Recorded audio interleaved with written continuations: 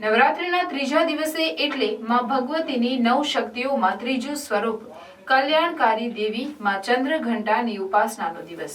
નવલા નવરાત્રિ એટલે માં આદ્ય શક્તિની આરાધના કરી શક્તિ પ્રાપ્ત કરવાનું પર્વ। નવરાત્રિના ત્રીજા દિવસે માં ભગવતીની નવ શક્તિઓમાં ત્રીજું સ્વરૂપ કલ્યાણકારી દેવી માં ચંદ્રઘંટાની ઉપાસના કરાય છે, જેનું મહત્વ જાણીશું ઇન ભરૂચ ચેનલની નવરાત્રિની વિશેષ રજૂઆત નવલી નવરાત્રિમાં।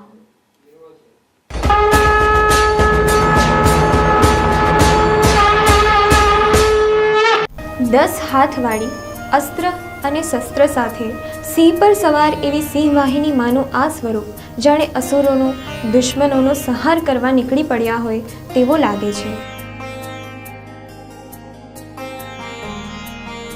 એટલે નવરાત્રિમાં ત્રીજા નોરતાનું અનોખું મહત્વ છે અને એ દિવસે પૂજા કરનારને સીધું ફળ પ્રાપ્ત થાય છે એવું માનવામાં આવે છે। મનવાંછિત ફળ પ્રાપ્ત થાય છે।